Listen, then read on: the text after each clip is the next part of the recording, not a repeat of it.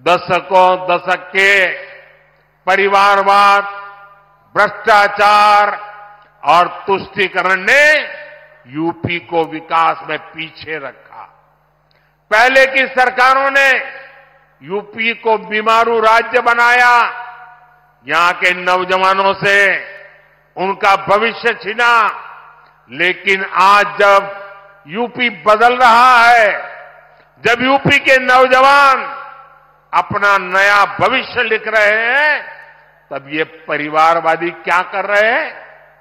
मैं तो इनकी बातें सुनकर हैरान हूं। कांग्रेस के शाही परिवार के युवराज का कहना है, और चौंक जाएंगे आप, कांग्रेस के युवराज परिवार ने क्या कहा? वो कह रहे हैं, और काशी की धरती पर आके कह रहे हैं, काशी के नौजवान, यूपी के नौजवान नशेड़ी है। ये कैसी भाषा है भाई? मोदी को गाली देते देते तो इन्होंने 2 दशक बिता लिए, लेकिन अब ईश्वर रूपी जनता जनार्दन पर, यूपी के नौजवानों पर ही ये लोग अपनी फ्रस्ट्रेशन निकाल रहे हैं। जिनके अपने होश ठिकाने नहीं है, वो यूपी के मेरे काशी के बच्चों को नशेड़ी कह रहे हैं। अरे गौर परिवारवादियों, काशी का, यूपी का नौजवान तो विकसित यूपी बनाने में जुटा है, अपना समृद्ध भविष्य लिखने के लिए परिश्रम की पराकाष्ठा कर रहा है। इंडी गठबंधन द्वारा यूपी के नौजवानों का अपमान कोई नहीं भूलेगा। साथियों, गौर परिवारवादियों की यही असलियत होती है। परिवारवादी युवा हमेशा परिवारवादी युवा शक्ति से डरते हैं, युवा टैलेंट से डरते हैं। उनको लगता है कि सामान्य युवा को अवसर मिला तो वो हर जगह चुनौती देगा। इनको वही लोग पसंद आते हैं जो उनकी दिन रात जय जयकार करते रहें। आजकल तो इनके गुस्से का, इनकी बौखलाहट का एक और भी कारण है। इनको काशी और अयोध्या का नया स्वरूप बिल्कुल पसंद नहीं आ रहा। आप देखिए, अपने भाषणों में राम मंदिर को लेकर कैसी कैसी बातें करते हैं, कैसी कैसी बातों से हमले करते हैं। मैं नहीं जानता था कि कांग्रेस को प्रभु श्री राम से इतनी नफरत है। भाइयों और बहनों, ये अपने परिवार और अपने वोट बैंक से बाहर देख ही नहीं सकते, सोच ही नहीं सकते।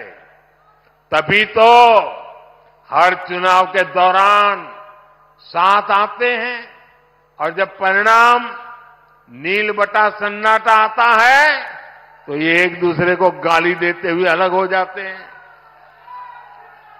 लेकिन ये लोग जानते नहीं, ये बनारस हो, यहां सब गुरु हो। यहां इंडी गठबंधन के पैंतरा ना चली। बनारस नहीं, पूरे यूपी के पता हो, माल वही है, पैकिंग नहीं है। इस बार तो इनको जमानत बचाने के लिए ही बहुत संघर्ष करना पड़ेगा। साथियों, आज पूरे देश का एक ही मूड है, अब की बार मोदी की गारंटी है, हर लाभार्थी को 100% लाभ। मोदी लाभार्थियों के सैचुरेशन की गारंटी दे रहा है। तो यूपी ने भी सारी सीटें मोदी को देने का निर्णय किया है। यानी इस बार यूपी 100% सीटें एनडीए के नाम करने वाला है। भाइयों और बहनों, मोदी का तीसरा कार्यकाल पूरी दुनिया में भारत के सामर्थ्य का सबसे प्रखंड कालखंड होने वाला है, सबसे प्रखर कालखंड होने वाला है। इसमें भारत का आर्थिक, सामाजिक, सामरिक, सांस्कृतिक हर क्षेत्र नई बुलंदी पर होगा। बीते 10 वर्षों में भारत 11वें नंबर से ऊपर उठकर 5वें नंबर की आर्थिक ताकत बना। आने वाले 5 वर्षों में भारत दुनिया की तीसरी सबसे बड़ी आर्थिक महाशक्ति बनेगा। बीते 10 वर्षों में आप देश में देख रहे हैं कि सब कुछ डिजिटल हो गया है। आज आप चारों तरफ 4 लेन, 6 लेन, 8 लेन की चौड़ी चौड़ी सड़कें देख रहे हैं। रेलवे स्टेशनों को आधुनिक होते देख रहे हैं। वंदे भारत, अमृत भारत, नमो भारत ऐसी तेज और आधुनिक ट्रेनें चलती देख रहे हैं। और यही तो नया भारत है। आने वाले 5 वर्षों में ऐसे विकास कार्यों में और तेजी होने वाली है। देश का कायाकल्प होने वाला है। मोदी ने तो गारंटी दी है कि जिस पूर्वी भारत को विकास से वंचित रखा गया, उसको विकसित भारत का ग्रोथ इंजन बनाऊंगा। वाराणसी से औरंगाबाद के 6 लेन हाईवे का पहला फेज पूरा हुआ है। आने वाले 5 वर्ष में यह पूरा होगा तो यूपी और बिहार को बहुत फायदा होगा। वाराणसी, रांची, कोलकाता एक्सप्रेसवे, इससे बिहार, झारखंड और पश्चिम बंगाल की दूरी और सिमटने वाली है। भविष्य में बनारस से कोलकाता के सफर का समय करीब करीब आधा होने जा रहा है। साथियों, आने वाले 5 वर्षों में यूपी के काशी के विकास में भी नए आयाम जुड़ेंगे। तब काशी रोपवे जैसे आधुनिक यातायात में सफर करेगी। एयरपोर्ट की क्षमता कई गुना अधिक होगी। काशी यूपी नहीं, देश की भी एक महत्वपूर्ण खेल नगरी बनेगी। आने वाले 5 वर्षों में मेरी काशी, मेड इन इंडिया, आत्मनिर्भर भारत के अभियान को और गति देगी।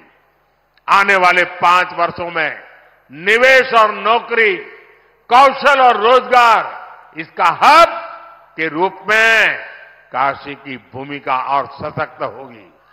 आने वाले 5 वर्षों में काशी का national institute of fashion technology परिसर तैयार हो जाएगा। इससे यूपी के नौजवानों के लिए स्किल और रोजगार के अनेक अवसर मिलेंगे। इससे हमारे बुनकर साथियों, हमारे कारीगरों को भी नई टेक्नोलॉजी और नई स्किल देना सरल होगा। साथियों, बीते दशक में काशी को हमने हेल्थ और एजुकेशन के हब के रूप में एक नई पहचान दी है। अब एक नया मेडिकल कॉलेज भी इसमें जुड़ने वाला है। बीएचयू में नेशनल सेंटर ऑफ एजिंग के साथ साथ आज 35 करोड़ रुपए की लागत के कई डायग्नोस्टिक मशीन और उपकरण का भी लोकार्पण किया जा रहा है। इससे सुपर स्पेशलिटी अस्पताल में आने वाले मरीजों का वही परिसर में ही डायग्नोसिस करना आसान हो जाएगा। काशी में अस्पतालों से निकल बायो कचरे को निपटाने के लिए नई सुविधा भी जल्द तैयार होने वाली है। साथियों, काशी के, यूपी के, देश के तेज विकास को अब थमने नहीं देना है। हर काशीवासी को अब जुट जाना है।